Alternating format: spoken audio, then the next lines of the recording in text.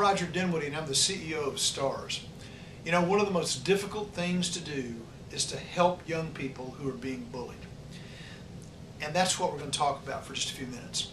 There are 4 basic rules in schools, because that's where most bullying in fact does occur, that are designed to help young people. The first rule is we won't bully others. The second rule is that when young people are being bullied, we'll try to help those young people who are being bullied.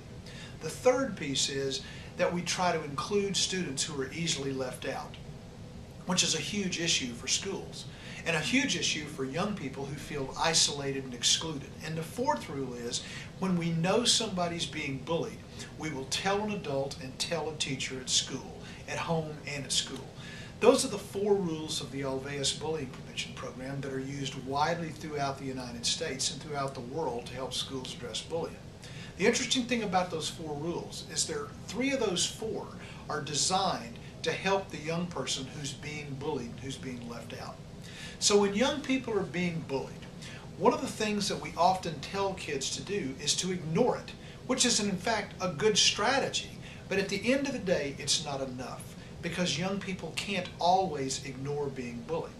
So our hope is that schools and parents and young people in schools will not just tell people to ignore it, this is a phase, it's boys being boys or girls being girls and then it will pass, but in fact that those kids who are witnesses and bystanders to bullying will actually step up and help.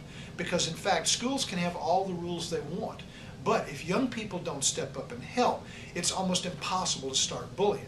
But we can be guaranteed of one thing: young people won't help if they don't feel the adults are in fact supportive and engaged in the process, which is a complicated process when bullying is often a mischievous issue that's often sneaky and slippery and is not well known by adults who watch it go on, because it in fact can sometimes look like teasing, which makes it hard to support young people who are being bullied. The second piece to this is that we need to help kids know how to step up and tell others who bully them that they don't like it and they want it to stop. But that's extremely difficult to do without practice. So our young people need to have opportunities in school environments to particularly practice resistance skills in role play situations and other forms to help know what it looks like to actually tell somebody to stop it. One of the things we find out in doing work with schools and young people particularly is we tell them to say stop it and we tell them to avoid it, but we don't give them options and alternatives to actually help put feet to those particular words that we tell them. The third thing is we need to help young people move away from the bullying situation to the extent that they can. The fourth step is we need to ask them to help find more witnesses to support them if the event that something's going on, and in fact ask the witnesses and bystanders to come near those young people who are in fact being bullied to support them when it's actually occurring. And last but not least, our kids need to know that it's okay to firmly tell someone who's hurting them to stop.